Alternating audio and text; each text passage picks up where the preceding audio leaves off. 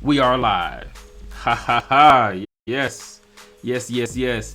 Good morning, afternoon, and evening. Half a day. Guten Tag, buenos dias, buenas tardes, y noches. What's up? And as my grandma would say, hey y'all. Man, we back. We live. Shout out to my guest from last night, Pastor Branton, man. Great show. Thank you again for coming in and hanging out with us. Um, it's always great when you got people that are busy and they take time to sit down and talk to us about leadership and life lessons learned, whether that's through ministry or whatever it is you're doing out there. You set an example, blazing a path, and how else do we learn if we don't sit down and listen to you? So thank you for taking that time. But before I get into the formalities of things, let me pay some bills. All right. So shout out to my sponsor, the one, the only Jill Junkie, who adds style to your smile, $5 at a time, and her fiercely favorite bling bosses. You can look like $1,000,000 without breaking the bank. Check her out at jeweljunkee.com. That's GEWELJUNKEE.com. You can see her stuff popping up. It was already up there. Tomorrow's my daughter's birthday, so happy birthday again. My mom's birthday just passed. My cousin's birthday just passed. They just celebrated my retirement. Again, thanks to my wife for going above and beyond, trying to bring people from duty stations that I've, haven't seen in ages, to come out and celebrate me, man. So just thank you for, thinking about me that amount. And everybody that could come out and everybody that couldn't, thank you guys, man. I really do appreciate you. So, man, we about to get into it. I'm going to bring my guest in, man. My guest tonight is one of those individuals that, I served with a while ago, man. And this dude, I've watched him do some wonderful things, and we're going to talk about it. Let me go and bring him in. What's going on with you, AC? Hey, what's up, brother, man? What's up, brother? How are you, man? Man, I'm excelente. That's old Spanish for excellent. Yeah, man. So look, I'm gonna tell them junkies. So look, we haven't seen each other in so long. When he seen my picture, he didn't even recognize me. It was all it is right here. I never seen the grade. I was like, who uncle is that? Yeah, oh, man. okay, man. It's crazy, man. That's retirement, bro. I've been waiting for. Look, I've been waiting. I'm trying to get this thing. Oh, hey, last year, man. I had braids. This is no joke, man. Yeah. I'll send you man. I had braids, I had long hair, everything. I was out, man. That's good stuff. My puberty ain't full because I can't grow no full beard. I'm just a little jealous. My shit just grow just enough to get me in trouble. If I was still in, I had to shave, but it don't grow thick. Yeah, man. So you ready to do this? I'm ready to do this. One second. Let me talk to my wife real quick. She's now she decides to vacuum. It's good. It's good. Go ahead. Hey, appreciate everybody for coming out, man. Sitting with us. Thank y'all for taking some time. Who we got in the room? I see some viewers. Who we got? Chatting with us tonight.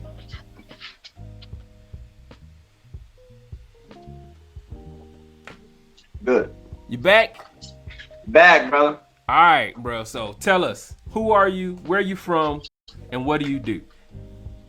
My name is AC Bryant III. My friends and family call me Trey. I am a small country dude from Sugarland, Texas. I represent Sugarland instead of Houston like everybody else do. I mean, I love Houston, but I'm from Sugarland, so that's what I'm going to be. Retired in the military 22 years. What else?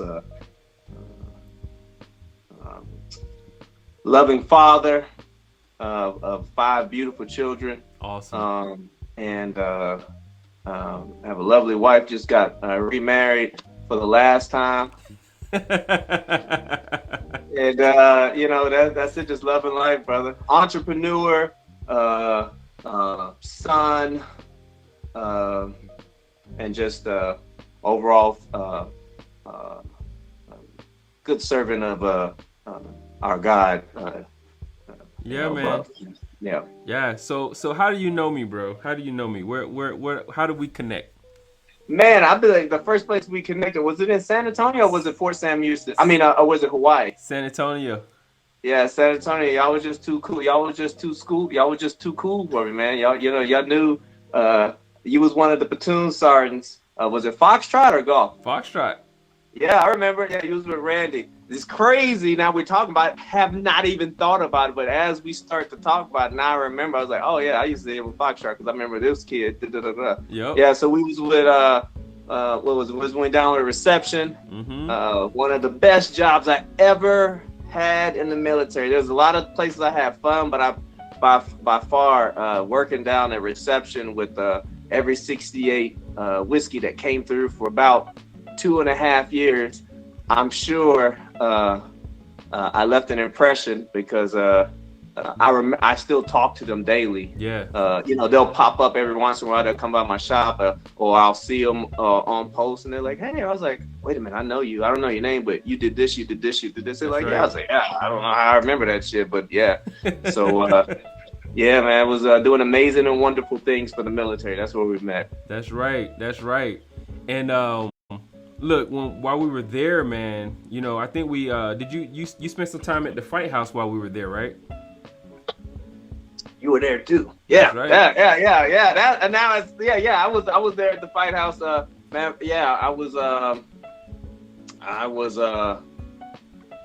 trying to. Matter of fact, I was part of the last all Army combatives team that Fort Sam Houston put together, and then we went to I think they've now started it up again, but we went to like the last official real deal Holyfield. Everybody and their mom coming out. Army combatives tournament. Yeah. So yeah, I forgot that. That's where I knew you from. Yeah. That makes sense. Man. Yeah, man. We fought for our Army team. We fought for Fort Sam Houston, Joint Base Lewis McChord. Yeah, man. So then when they started doing all that moving around and all that crazy stuff, I remember were you one of the ones that was at reception and when they tried to break stuff up and they separated the people who were getting medical boarded and all that stuff. They put them in the new buildings. Were you there during that time frame? You talking about the Navy buildings? It was like some weird buildings they had over in the cut when they was like, yo, we need right by the Fight House, right? Yeah. Oh yeah. Matter of fact, yeah. So, man, you were regurgitating everything. So, yeah, man. Before I was at reception, I was the admin or whatever it is for the MEB platoon. MEB, that was the MEB. That's what it was, the MEB platoon, and they put them cats together, and it was a whole company of just MEB people. And matter of fact. Let me tell you how God worked, man. I don't know if this is proper. No, place man. To talk about. Yes, absolutely. Yeah. So, all that stuff I learned almost 10 plus years, maybe 9-10 years ago, is what I used. I remembered as I'm transitioning out. I'm like, oh, make sure to do this. Yeah. Oh, dot this I, cross this T. That's right. And it's because I had that experience, and I never let it go because I'm processing these MEB soldiers as they, the military finds them unfit and they continue on in military service and they starting to get out. I remember processing. I remember all the issues that they had, and so just dealing with that, I took that. I took on the information, and it helped out. Like 10 years later, I was like, I'm gonna do this, and I'm gonna sign this, and I'm gonna make sure to do this test. That's right. And they were like, oh, you good to go? Yeah. So yeah, that's what I was doing for about 1.5 years, and then Then they was like, nah, that's bullshit. That's BS. We're going to reabsorb y'all back down to Fox Golf Company, and then we went down to Golf Company, and then it was on and popping. And then that's when it got fun. That's when it was fun. Yeah, man. I remember when I was doing staff duty and I had to come and check, and you was there pulling shift. Oh yeah. I was like, AC, you all right, man? You was like, yo. If it was when we first did it. So my first 3 iterations, oh God. It was horrible. Yeah. It was horrible. Yeah. Man, there was an amazing NCO. I forgot her name. She was so little, so smart. Little black female. I think it was like start with a P. It was like Pruitt, or I forgot her name. She was real cool though. She had a real short bob haircut. she had did it, and then it was oh God, I just said his name without even thinking about it a few days ago. I was still a similar story, but anyways, so she transitioned. She got tired of doing it and she got sent down to the MEB place, right? Because it was new, right? And then they end up putting her back in the same company, and she didn't want to do it no more. And the dude at the time, he was like struggling. He didn't like it. So I was like, I'll volunteer to do it. So I was running, man, this is no joke. I was doing MEB, reclass, and reception all at the same time. Oh wow! And for a split for about a month or two. And man, those first two sessions of reception, oh my God, I was not prepared. I thought I was, but then I ended up getting it down. Then it became one of the easiest jobs I ever did. Yeah. Anybody else tried to fill it in, they was hating life because they couldn't understand. But once you get used to it and you get your system down, it was like a done deal, man. That's right. So, yeah. That's right. Yeah. That's awesome, bro. So tell me, man. You know, we went down a little rabbit hole. I'm known for going down rabbit holes. So all of I'm a rabbit. Calls me Bugs. Hey, we'll go down there and journey and just catch up. But so you served in the military, man. What's your connections? Anybody in your family served? What was the thing that drove you to join the military? No one in my direct family. Okay. Ever served. Ever. I was the only person to ever try. Yeah, honest to God. So this is the honest and true story. I joined the military to get an apartment for my girlfriend. Really? Yeah, honest to God. So I was pretty. I was an All-American high school track and field athlete. Okay. And and I had a partial scholarship to Fairview A&M, and I wanted to go there. I was just gonna run track. I was gonna go PV. That's a HBU in Texas, and I was gonna run track there. That's all I needed. Okay. And then recruiters came by, and the Army, the Air Force recruiter came, and the Marines came, and then the Army was like, they're the only ones. Everybody else was like, nah, man, I got a scholarship. I'm doing it. And the Army was the only one that says, what's it in? I said track, and he was like, you can run Army in a track. I said, what? And then hey, hold on. You got 2 seconds? Yeah, absolutely. Hold on, let me go grab it. I still got it. Okay. So who we got in the room, man? We got Georgia in the house. We got Texas in the house. Who else do we have in the house, man? Y'all hit me up in the chat box right on over there. It's right down there.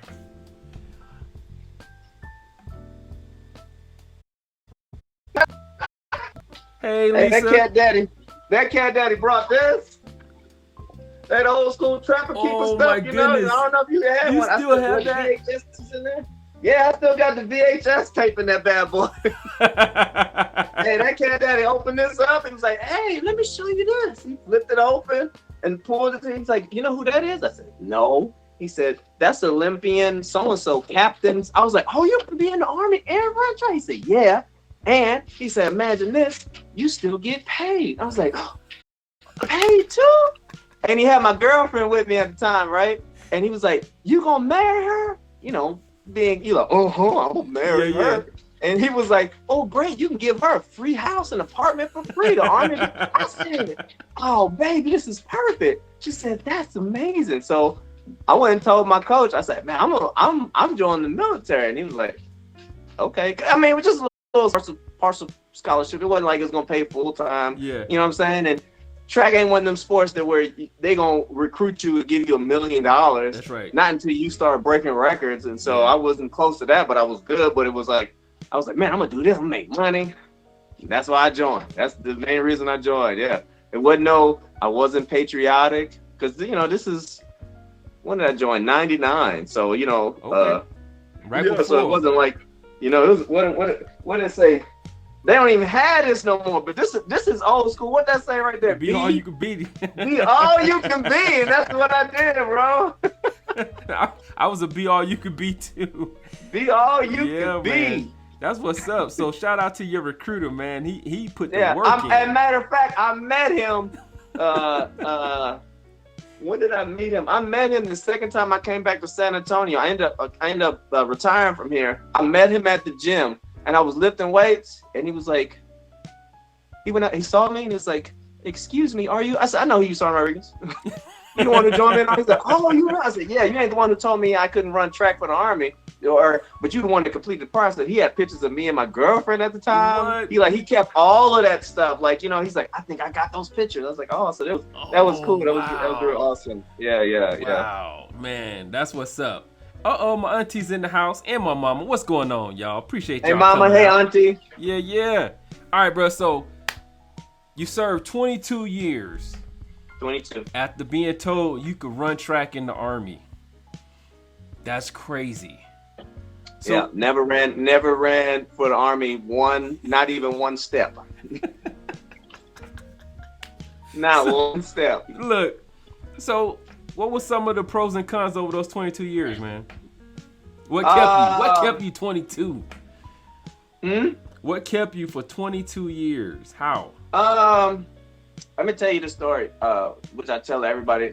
Not everybody. I mean, when people started finding out, I never knew there were so many. My family had been in the military, but there were so many other people around me that had served. Okay. And so I'm gonna throw this number out. Over 30% of all ADOS, which is American Descendants of Slaves, Black people in America, are patriot. They serve in the military. 30%. So that's an amazing number that we should talk about. We're one of the most patriotic groups out there, but never knew it. And then my grandmother said something to one person at church, and it spread like wildfire. So like everybody and their mom was coming to me and telling, "Hey, I heard you joined the military." "Yes, Mr. Sweet." "Yes, sir." Why? He said, "Let me tell you something. Stay your 20 and go to the doctor for everything." Let me tell you the most repeated thing I ever heard. Absolutely. Stay your 20, go to the doctor for everything. People who had joined and gotten out, who got kicked out, was a friend of mine. His name was Carlos Persons Sr. And he was like, "Trey, let me tell you something. I wish I would have stayed my 20 and went to the doctor for everything." And so that was one thing I never thought, like, for the first 10 years, like I was about to get out after year 3. I was going to go to Prairie View or TSU or something and finish up school, right? But then I got a car and I stayed. And next thing I know, I got married. But after I got 10 years, after I did that 10 years, it happened so fast. And then it was like, all I heard was, "Stay your 20, stay your 20." And so that's what I did. Now there were some ups and downs in the military as far as like learning curves. But all of those learning curves, the good and the bad, were things that I use currently right now. And I thank God that I went through them, because without going through them at the level they were, I wouldn't be able to recognize when it's going to end up being bigger. Sometimes He gives you things, to us, it feels like it's the worst thing. But I'm going to tell you like this, I'm a statistics type of person. And 100% of everything I've ever went through, I've overcome, because I'm alive right now. If not, I would have died. So the odds are, is like, I run up into adversity, I'm like, I'm gonna get over this. And so, being in the military, it forced me to grow up. Absolutely. It made me seek out leadership opportunities. It made me understand what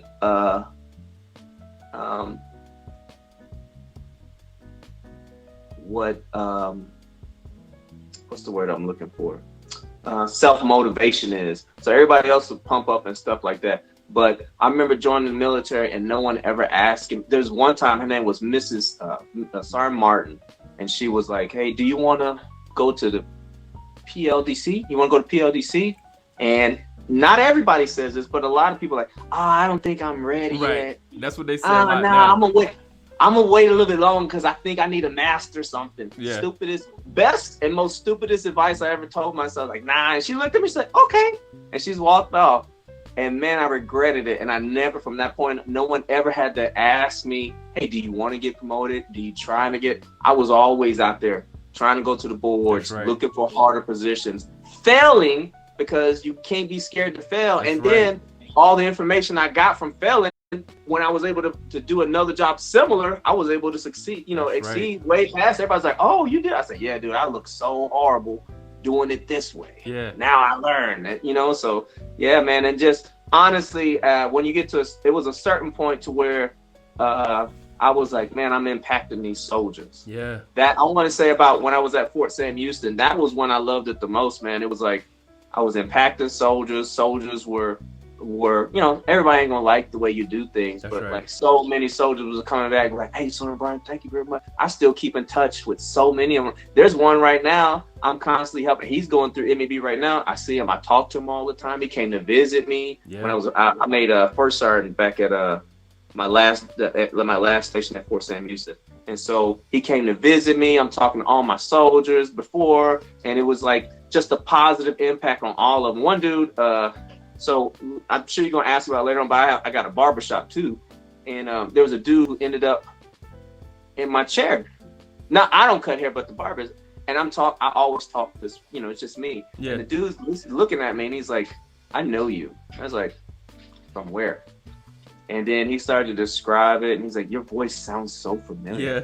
He says, "Are you Sergeant Bryant?" I was like, "Yeah." I said, "Did I make you do the 2-minute push-up?" He's like, "Yes, I knew that was you." And I was like, "Oh, okay, that's so glad, So yeah, that's good. I said, "I hope you're not mad." He's like, "Oh man, no, I cut." He says, "I can't go anywhere without a haircut because you would not. If our hair was, jacked up, we were done for the weekend." He was like, "Man, I that's one thing I never." I'm like, "Oh, that's a positive influence." Absolutely. You know what I'm saying? And so I want to say the last 6 years, it was all about the soldiers enjoying it. And then, one of those things they tell you about the military is like, when you're ready. In my head, I was going to 25. Yeah. And then I was at 19. I was just like, man, I'm not liking this. This is draining. And then I ended up retiring at 22 right on the dot. So I was like, oh, this is great, man. This is good. Yeah. So it's worth it. Yeah. That's what's up, bro. I in my head I was gonna do 30, and yeah. Jesus. I was trying to do my get the sergeant major and retire at 30, but yeah, it wasn't happening. 24, I got my Kobe on, man. Done. Call it a day.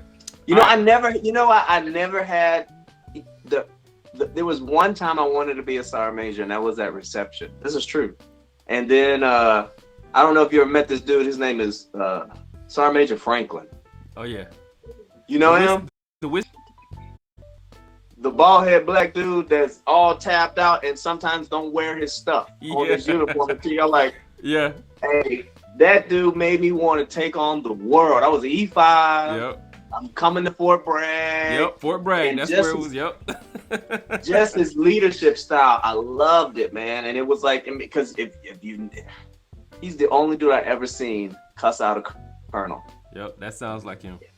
And he was like, and he made me relive like how it was to be an NCO. Like, he was so strict, but then he was like so chill at the same time. He's like, oh, that's because y'all were effing up. I don't hold that no grudge. And like, it was in this meeting one day with General Granger, or it's a white dude. I hope I didn't mix his name up.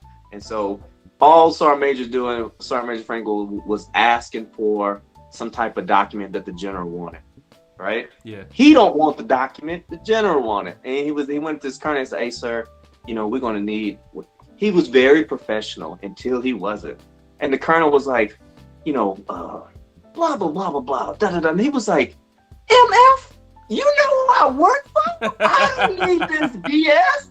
So-and-so need this. He said, you better check it. I was like, being in the medical field, it's sad to say, but it's, people, they get away with a lot of stuff. They can talk kind of crazy. And that cat daddy was like, you have a lot. And then this was the coolest thing I ever saw. The colonel went to go talk to the general. Door was open. And the general was like, and the colonel was like, hey, sir, General so-and-so. And he looked up and he's like, what's the problem? He said, yeah, Sergeant Major so-and-so. He said, you talking about the list that I asked for? Okay, then. So, what's the problem? What's the problem? Mike or David, whatever his name is. Is there a problem that he's asked? You want me to ask you for the list away? No, sir. And I was like, done. I want to be a sergeant major. That was man. 44th Medicom, right? Huh? Was that 44th? Yep, Yep. 44. Yep. Was it Granger? I don't remember who the colonel, the general It was at the time. was white dude with glasses. I never Yeah. forget him. It was white dude with glasses. I But know hey, Jones was there, but I don't remember who the general was. Sergeant Major Franklin was there. But I mean, I motivated myself. I was like, I want to be a sergeant major now. And then I lost that drive. People were talking about it. I was like, oh man, I can't be a sergeant major because the sergeant major who I want to be like, they saying that's now a toxic leader. I was like, oh okay, well then I don't want to do that. Right. Then I'm good. Right. Yeah. Yeah. So yeah, man. But it was a pleasure. It's a pleasure. There's a fine line. So look, man, what was some of the challenges? You know, I saw that you started your own business before you got out. Oh yeah. I started. I'm gonna plug this up. My phone dying and stuff. Hold on Okay. a second. I hope I don't mess up everything. Yeah, I see that. Okay, I see we good. the gloves in the back. So was that the first business that you started, or and Oh nah, man. Like if I look back at everything, yeah, like I had always been a hustler. yeah, Like, yeah, I remember being in basic training, AIT, and ironing people's uniforms for Sunday in formation, That's so right. they can shining boots and always like trying to make some money. Not everything, but I was like, I can make a little extra. I can make like $50. That's Let me right. make a little $50. And so, long story short, I started the glove company, which is Bryant Boxing.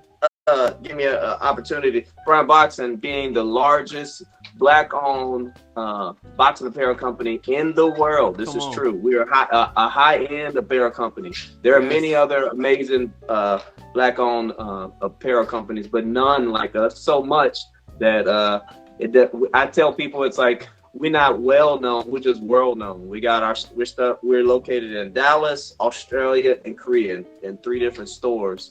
And it's just by far it's been an amazing ride with this apparel company. But I started it in Hawaii because of my compassion and my philanthropy. It was like, so somebody asked me, they were like, hey man, you got some gloves you can donate? And I was like, no, man. At the time, I'm just training my son. I was like, no, I ain't got none. My stuff costs too much, and we only got like 1 or 2 of them. He was like, oh, okay. And then I was like, but why? And he was like, oh man, we trying to help these kids at the shipyard. I was like, shipyard? What are you talking about? This is America. yeah. Ain't nobody living at the shipyard. Man, he showed me a video visiting those people at the shipyard. This is in America and Hawaii. These cats was living in some. I could not believe that it was America. Wow. And so I was like, oh my God, man. I was like, I can't just give them one. I got to do more. And then it's crazy. There was like right around that time, I started reading about my son wanted some Toms or something. And I read about Toms and I was like, oh, for every pair he sell, he give a pair away. And I was like, wow, that's how you can make a real move, a big impact. And then like this feeling came over me. It was like, I want you to do that. I said, okay. So I did. I honestly packed up my son, my dog, all of our stuff. We lived in a 1,900 square foot townhouse in Hawaii, 3 bedroom, 2 bath. And we condensed it all down to 2 rooms. We moved in somebody else's house. So I could start this glove company. Wow. So yeah. And it's about, it was hard, but it was like one of those things that I felt as though that needed proper representation from us. We represent over 75% of all combat sport athletes. That's right. So we might as well represent some of the stuff that we wear. That's awesome. So yeah.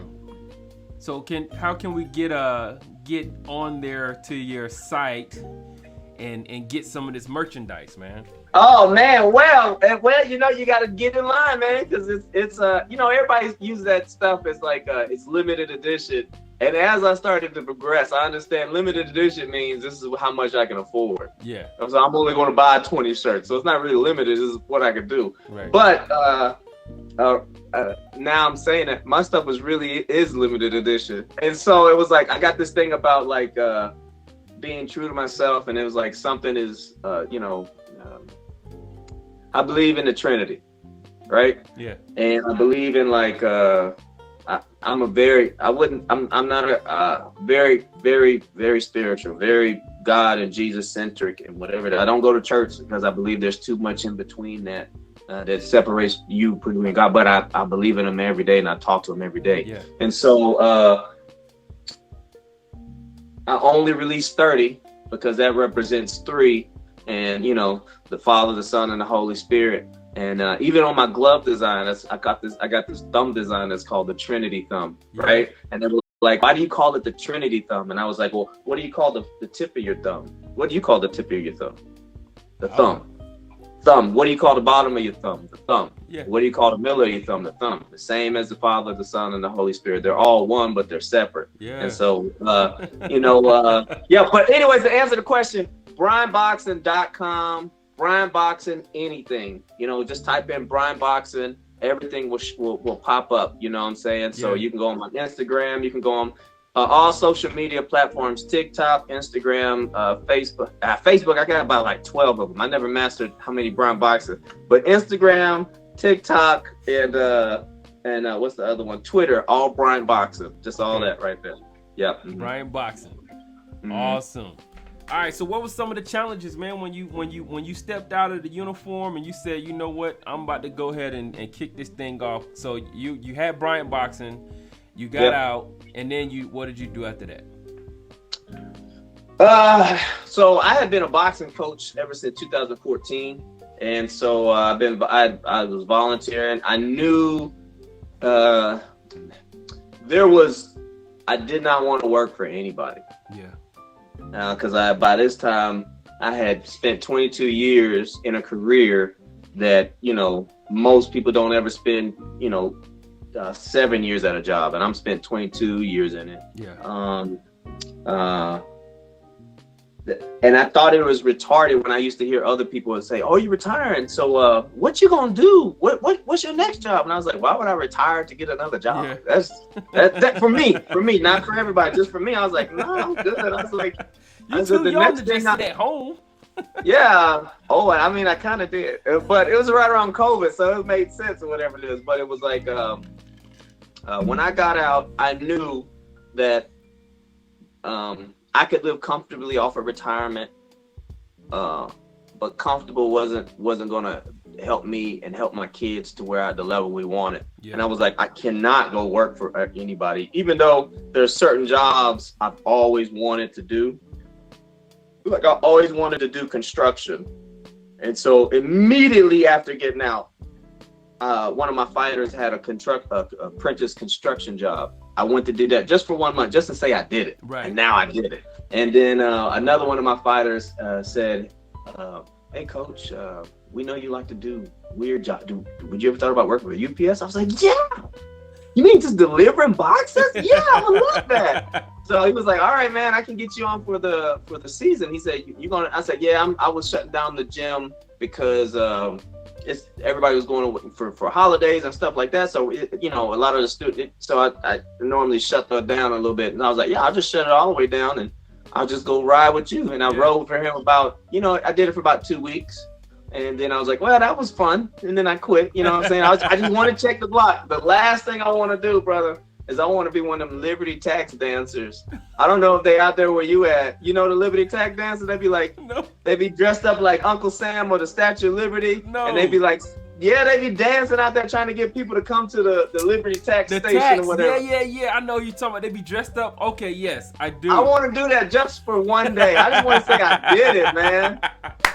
At this point, we got to, I'm able to, not relive my life, but I don't, I can make decisions based off of what makes me feel happy, not what's going to provide. That's right.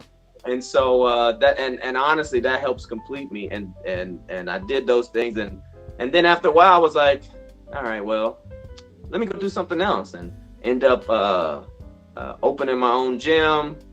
And the way we run it is like a by appointment only, and people just don't understand that. And like one of my monikers at the gym is like, it's my movement, my rules, my way. That sounds very like, oh, but it's me. It's like, it's everything that I want to do. Yeah. Of course I could make more money by leaving it open for 24 hours a day or whatever it is, but I don't like that. So it's my gym, and now it's successful. And Yeah. then I opened the gym that that that November, like 2020, opened it around that time. So I got out September, did that construction job October, and then I opened the gym in November. Yeah, right around November, and then September of 2021. I'm jumping around, Yeah. but then I end up opening a barbershop with my longtime friend that I have been talking to about opening a barbershop. He reminded me, he said, you've been talking about this for 9 years. I said, oh, has it been for 9 years? He's Yeah. like, yeah, dude. Yeah. So I was like, just kept hounding him, and finally, we just celebrated 1 year of being in business. And Congratulations. thank you. And we went out to dinner, and we didn't pay for it. The barbershop paid for it. And by Wow. far, that was one of the most, I was like, man, we did it, brother. So yeah. That's good Yeah. stuff, bro. That's good stuff. So look, man, what's some advice that you would give to some people, man, that's, they're looking into starting their small business, being an entrepreneur. You definitely have that spirit. I know you was hustling when we were in San Antonio.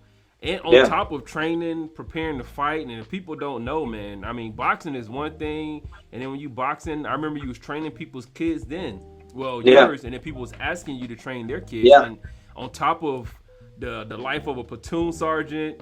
Yeah, And working and look, man, I was out, and when you know me, man, I've been a single parent for over 80% of my military career. wow. So yeah, so even I remember having my son in the back of my trunk or in my car while I'm doing PT. And everybody's like, "Where's your son?" I said, "He in the back sleeping." And they're like, "Oh," and I was like, "Well, who else gonna fucking? Nobody's up at 4 o'clock." And Yeah. I never use that as an excuse. Right, and, Like, and they didn't open up the CDC wasn't opening up that no, early it at wasn't that time. opening Yeah. no. And Yeah. I couldn't do this. And I never let my kids be the reason why I couldn't do stuff. I made sure they were the reason I was successful, That's right. but not the reason why I couldn't do stuff. So being a single, oftentimes, dude, it was like people would say something, and I was like, and they would use their kids. And I was like, I'm a single dad too. They're like, no, you're not. I say, when you ever seen my wife? But you see my kids, That's right? right. I was like, who you think watching them then? What you think they're just raising themselves? So okay, so the question was like what to do, right? And I'm gonna try to. I didn't answer your last question as far as what was some of the difficulties, but I'm gonna mix those together. Okay. So the first step is to do it. TD Jakes has this thing, and I don't know if it's TD Jakes or whatever it is. And he says sometimes you just need to do it. Just do it. Don't wait. This is true, comma. You should have some type of preparation if you're trying to be successful. God do so much, and he'd be like, ain't nobody tell you to go open up no rubber band selling place. I don't know why you need a rubber band. But it was like when I mentioned before, like before I started the company, the boxing apparel, was like I had to have capital. What could I do? I could go out and work and gain the capital, but I was like, that's going to not allow me to do a lot of other things. So I was like, I'm a sacrifice. I'm gonna shrink out my whole living arrangement, move into 2 rooms, and use that extra money to now like an extra $2,300 I was getting to now use that to help build up this. You gotta have money. Yeah. You have if you think that you're going that it because you're providing a great service or a product, and it's better than the leader, that people are just going to run to you, you're wrong. Yeah. Be prepared to be questioned. Be prepared to fall through for hard stuff. Like there's a whole bunch of stuff. I got an issue with logistics. It's like man, in my manufacturing, sometimes it's not as consistent. So these are learning processes that you don't know until you do it. And customer service for a small business is almost essential to success. You're small, so everything counts. Every dollar, every review matters. So if you go out there and you do not go over the top, and when people complain, yes, there may be some people who abuse the system. Oh well, you either change your system or you honor what you already put out. That's right. And brother, by far, my customer service, I would attest that 99% of people love the customer service because it's like quick replies, quick reviews. If I mess up, or if there's an issue, I take on that burden Mm-hmm. and I fix it. Good And yeah, I always wanted to be, that stigma that's around with black owned businesses, right? Yeah, And so I was like, I'm not gonna do that. I'm gonna be an example of black excellence. that's right. And all of my military training prepared me to do this. Like, why would I spend 22 years grooming soldiers, building up companies, doing training forecasts, to then open up a business with just, I feel it, I'm just gonna do it. Like, no, man, I use all of that training to fix it, and it works out good. Like every day, like dealing with people uh, in business world is so close to military that it's ridiculous. Yes, you can't yell at them and you can't whatever it is, but just the conversation, the conversation you Yeah. can have with them, it is like, it's one of the best things. I'm gonna go ahead and say it here, is that I just recently got selected to be the head coach of the Dallas Enforcers. There's this brand new boxing league. It's called Team Combat League, and they are huge. And there's 8 franchises. It's just a whole new scheme. And one of the things that helped get me there was the fact that when I was talking to the franchise, I went to talk to the franchise owner in reference to being apparel. Somebody put me on and were like, hey, I know somebody who can talk to you about apparel. I went to talk to him about apparel, and then I threw in there, I was like, hey, they'll let you know I'm also a boxing coach. I did this and this and this, and I sold it so well. He was like, man, you were in the military and you're a boxing coach and you do all this? And he said, but you talk a little different. I was like, oh man, that's that military in me. You can't, I could turn it on and be like, dog, whoop, whoop, whoop. I said, but this ain't the time or the place. I'm talking professional.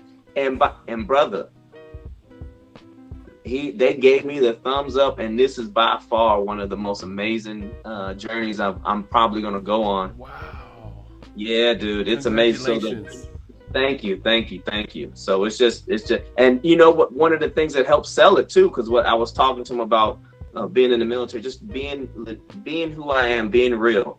And then I told him, I was like, da da da da. In my barbershop and on, he said, you own a barbershop too? So you're an entrepreneur. So I'm speaking business with another businessman. Right. Oh, we speak the same language. Yeah. Oh, okay then, great. And so now I'm able to connect with him and talk to him. And like, ever since then, dude, it's been like amazing. So being in those meetings, listening, talking to those colonels and sergeant majors and getting chewed out and correcting stuff, and knowing that paid off big time, because not my peer, but some of my peers, they wouldn't be able to. They don't know how to, you talk to them crazy, they be like, oh man, fuck that, I ain't gonna do that, blah, blah, blah. Yeah. But now I'm like, I know how to say F you without saying F you. It's like, I don't appreciate your tone. That's right.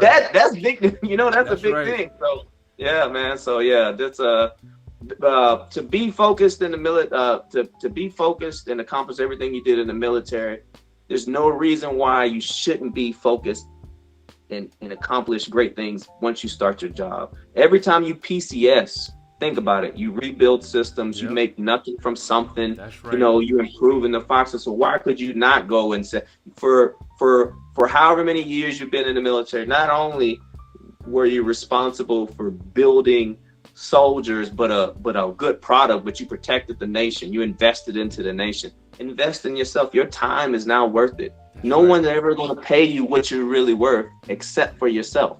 So, that's what I did. Yeah. Man, bro. I love it, man. So you're gonna be coaching down there.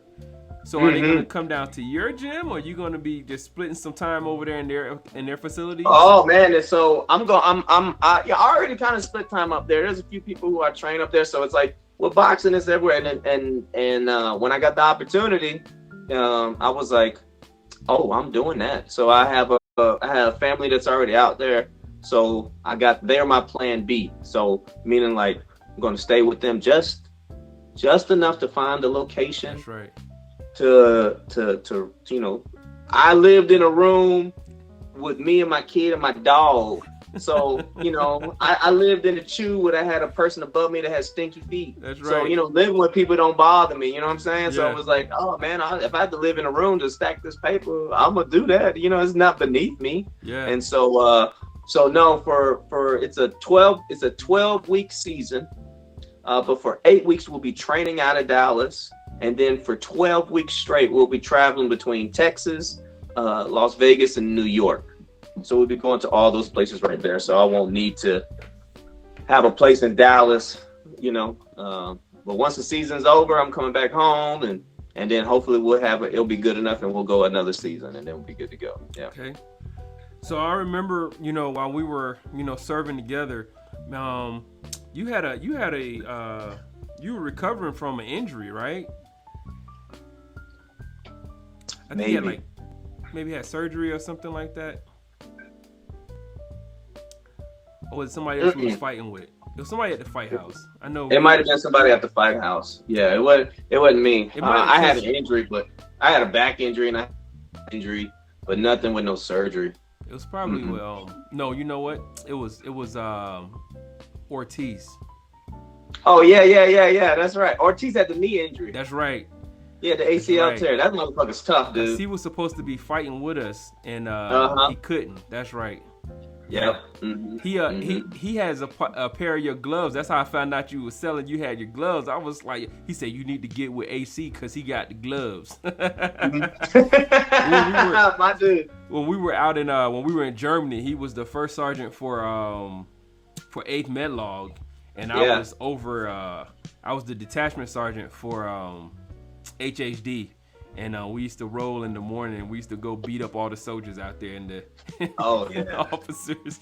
And that dude, man, he's a beast. Shout out to Ortiz. Oh yeah, Ortiz is a beast, man. Ortiz is a good man. I met Ortiz years ago before he was even like. Now he's like, oh man, you can't do that. It's against regulation. When I met this cat daddy, right? I was Sergeant Major Rivera. I don't know if you ever know her. So her name was Sergeant Major Rivera. She was over. She ended up being the USERA Sergeant Major. Was she USERA? What? Yeah. No. Anyway, whatever. What was it in Germany? Have you been in Germany before? USERA. It was USERA with the Germany, and then was that the Germany one, right? 21st. MedCom 30. No, 30th Med 33rd. Okay, yeah. 30th. Right, 33rd. 30th. Right. So she ended up being something top or whatever. But at first she was part of HMEDAC, and so we driving to all these places. And we went to, I think it was Darmstadt or something like that, some little lab clinic or whatever it is.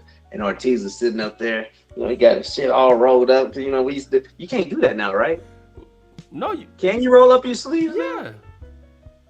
Oh, okay then. But they don't roll the same. They don't roll the same. No, so because they got that funky little thing right there. It don't roll the same. Yeah, we used to roll it so tight, the blood be circling your palm. You trying to show off your arm, your workout. Yeah. So she came up there and she's like,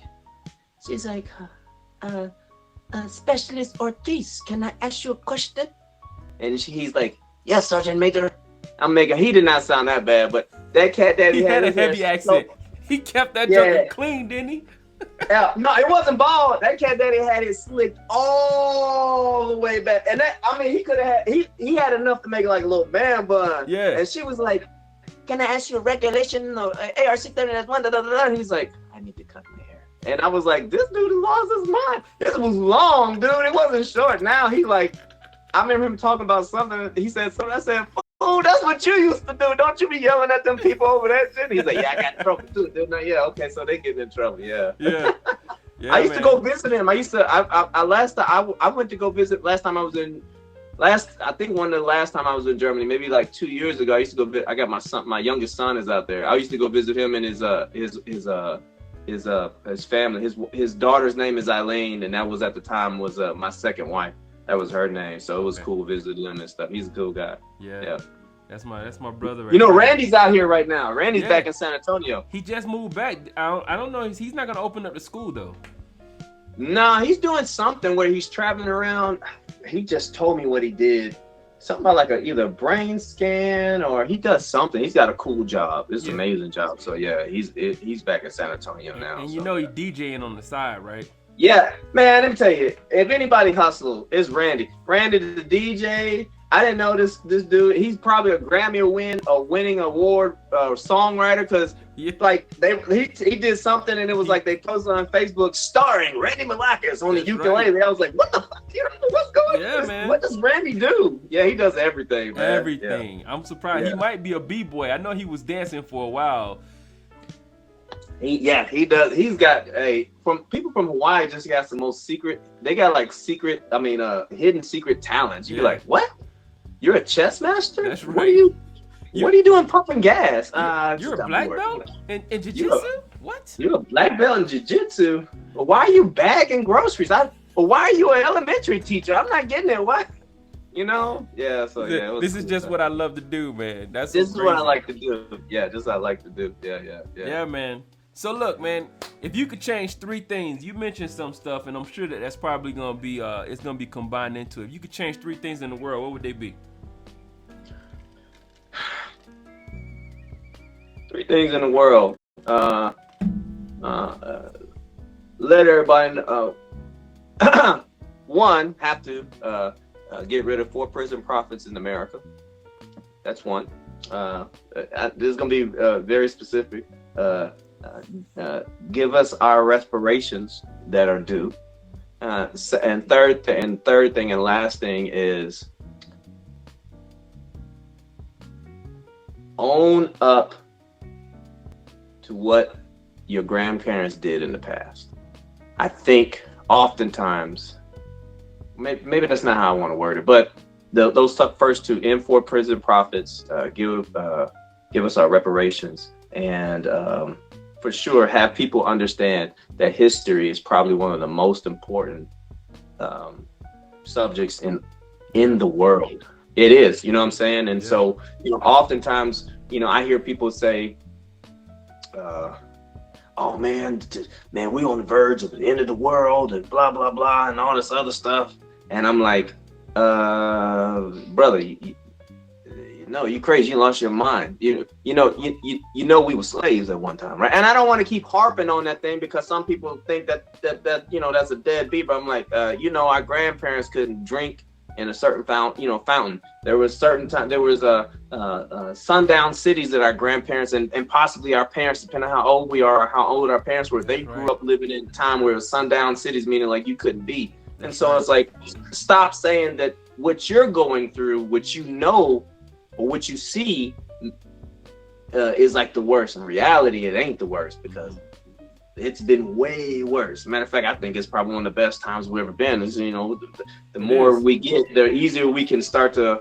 You remember when you're going through? Remember when you're going through, and you was like, man, if I could just get that PFC pay, ooh wee, I really appreciate that PFC pay. And then you get it, and then you forget that you're supposed to appreciate the PFC pay, and then you're like, you know what? I need that E4 pay. You don't appreciate where you're at. You always think about the next thing. That could be good and a bad. You know what I'm saying? Yeah. So like it can always keep you hustling, but sometimes you don't ever get to enjoy and smell the flowers. Yeah. As I'm getting older, I stop and I smell the flowers way longer now. I appreciate where I'm at. Yeah. You know what I'm saying? I never once thought, like when people used to say like hey man, if you can go back. I remember it was like 2000, it was 2000 or it was 2004 is one of those.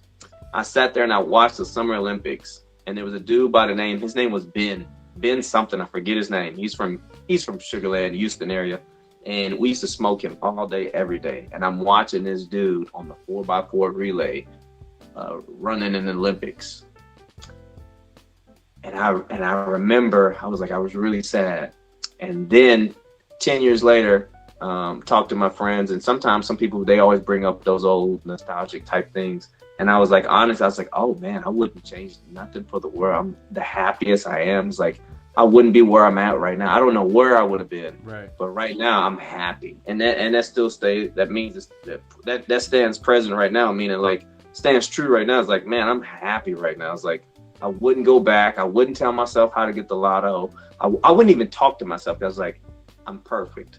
Let me just leave this alone. I would look at myself from a distance. That would be it. I wouldn't inflect or give them some type of suggestion, because I was like, I never know. I know where I'm at is where I'm supposed to be. That's right. So yeah. Everything that you went through is culminated into who you are right now. 1,000%. Yeah. 1,000%. Some of the worst things that I felt happened to me. I was the end of my world. Had I not been in those situations, I would have not decided to go this way. Right. And I'm so glad I went this way because that was the way that I needed to go. You know what I'm saying? So, yeah, man. Even transitioning out the military, I was going through some issues. And all of a sudden, one day I had somebody talk to me and I thought I was all in the dumps. I was just like, man, blah, blah, blah. And he told me to think about where I'm at, where I'm going to go and what I'm going to do. And dude, literally, it turned upside down. And I was like, you're all right. I am. Oh, I love it. And then after that, we all go through our ups and downs, but it's like I wouldn't change one thing for anything in the world. Yeah, man. Isn't it awesome how, God can put people in your path to hit you the exit that you need to be on? Hey, it's your exit. There's a dude by the name of Mr. Roy. He helped me in my IOP class, my intensive outpatient classes. So the first time I went to one, I didn't know. I just thought I was doing it and I was going to come back. That's what I was doing. And then I found out there was a first arm position. So I was like, I got to get myself straight. Let me get my mind and everything right. Yeah. So I went back to work. I didn't know that everybody who I went to this IOP class, they transition out. And so I'm going through what I'm going through and I'm talking and he calls me out the blue and he's like, hey, brother, something just told me to give you a call. And I said, oh, Mr. Roy, let me tell you. And I just, and he was like, he says, AC, I'm telling you right now, brother. Let me tell you what to do. He says, AC, you are different. He says, I'm going to tell you, had somebody else had I not heard you talk or I met you before, I would have never done this. I would have never suggested this. I would just listen to you and I'd have been like, oh, okay. But I know you. And he says, you're the only person I've ever at that class that come back to work. He says, everybody else you went to the IOP with? I said, yes, sir. He's like, they are out. They have been out the military. When you decided to stay to get even a more stressful job. That's right. So he's like, we knew that you trying to get better. He says, man, let me tell you what to do next. And had I not been going through what I was going through, when he called me, I would have never gotten this advice. That's right. He gave me the best advice at the time that helped me transition out. And I was like, thank you, Mr. Roy. So you're right. God works. And I remember sitting there watching him. And man, sometimes now, like I start to notice when God's trying to tell you to do stuff, right? Yeah. So you always supposed to try. And the first time somebody tell you no, you keep trying again. Sometimes God he be wanting you to try hard, right? But then he be like, hey, I'm telling you, you ain't doing this. We going this other way. It's like when I know when it's like, this ain't what I'm supposed to do. It's like when everything is right, when everything is lined up, there's no reason for no one to say no. Yeah. And then they say no, not once, but twice, but 3 times. I'm like, all right, I got you. Stop putting so much effort. Let me do whatever it is. And brother, ever since then, dude, like, it's just always just been like, I'm sitting here smiling, you know what I'm saying? Looking, so I'm just happy, dude. That's awesome. Man. He do it for a reason. Yeah. Yes, sir. Look, man, I'm gonna have to come down there and sit down and talk to you when I come down to San Antonio, man. It's Yes, sir, man, for sure, man. Come to the barbershop, man. It'll be great. For sure. Look, yeah, I've been thinking about doing the same thing that you were saying, how like there's certain things that I just want to do. And I'm like, they told us, just go do something for like, as long as you don't do it for more than 90 days, man. Just go in. Yeah, that sounds about right. And do it for a couple days until you get tired and then quit.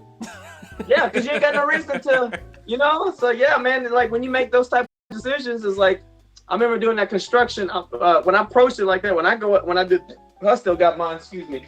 I'm looking at my hat right now, my little construction hat I had, right? So like, so I get down there and I am just like, hi, let me work hard. Yeah. I get there early. I'm leaving late. I'm working the whole time, because I'm like, we get paid per hour, right? And they were like, yeah. And I was like, oh, well, great. Because I'm used to working 12 and 14 hours. That's right. Now I'm getting this pay. Hey, them suckers looked at me like, hey, man, what are you doing? Hey, calm down. But it let me know that everything that I would be successful even in the civilian world by my work ethic. Good. Because, other people sitting there complaining about, their how hard their job was, and that they don't get paid enough money. And I was sitting there thinking, I was like, well, you could fix that by just working more hours, and literally you can work as many hours as you want to. So I never voiced that, but I just understood that people like to complain about the next thing, even though when they do get it, it's like That's when right. we said, you try to get that PFC pay, you get the PFC. Now you're like, that was It's good, not but I good really enough. want that special. I want to get that special. Like, now I'm like, that was great. I got the little $600 check, and I was like, well, okay, well, obviously I don't know what the hourly wages were, but I was like, I'm only gonna do this for a month. Okay, so $600. All right, and get another. I think I got $600 a week or something like that. So I was like, that's not too bad. I said I'm not gonna do this for long, Yeah. but I knocked it out, learned it, and then so I'm good to go. Just have fun. Just have fun. That's good, bro. So tell us, man, give us a one of your most memorable experiences through life. It could be military, personal, combined. What's one of your most memorable experiences?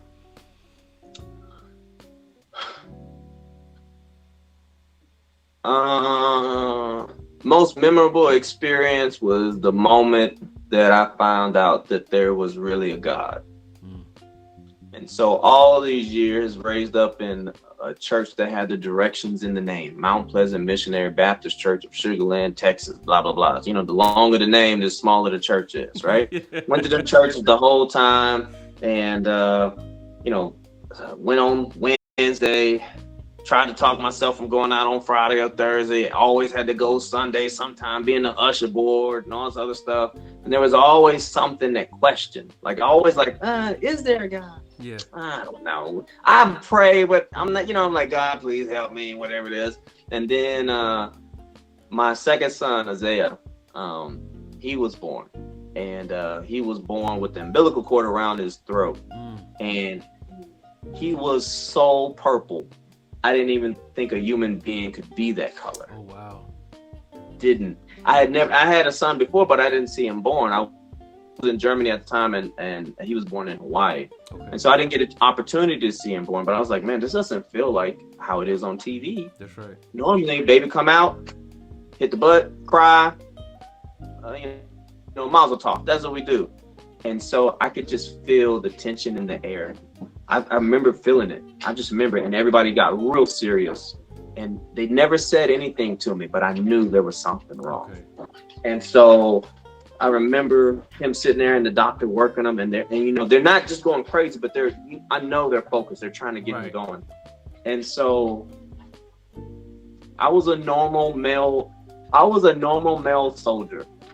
So, living in Germany, I was having a good time. Yeah. I wasn't doing the best things for my family, always the best, you know what I'm saying? Right. And then I was like, if you're real, if you could be real, if you're up there, you can make my son, if you bring my son alive, I promise you, I will always honor your name. And given opportunity, I will always testify. Yeah. So be given this opportunity. And brother, when I say I had my hand on him and I said, amen, immediately after I said, amen, that cat said, ever since then, brother, that's been the most memorable time I've ever had in my life. I've had fun and I've had this and I've met some cool and amazing people, but nothing but that. And that was probably been the most memorable thing out my entire life. Yeah, because it totally settled me. It centered me. It let me know, like, you ain't got to guess no more. I done what you did. And I can hear people, because I don't go to church all the time, right? I'm always, but I believe without a doubt. Yeah. And so, I hear some people complain, talk, whatever. Oh, man, there's a God. They're like, how you know? And I explain. I'm like, it's this and this and this. And they're like, okay. And you can just tell it in their mind, but I'm like, there's nothing in this world that I feel more positive 100% about that he's real. Yeah. And so yeah. That's awesome, bro. I love it. Yeah. I love it. I was just talking to my mom the other night, and we have so many. She has so many of those stories where it's like, my baby brother almost died. On Christmas Day. I think all of us almost died. And it's just crazy, just the enemy trying to take us out, and Mhm. then she just prayed, or someone was praying, and you know, God worked it out. So it's like Yeah. when you hear those come to reality, those come to the realization that, you know, he's there and he's just waiting for you to give him that permission to act right on your behalf. It's Yeah. so awesome. It's so Yeah. awesome. Yeah. Yeah, man. All right, so we got permission to jump in the time machine before we end the show.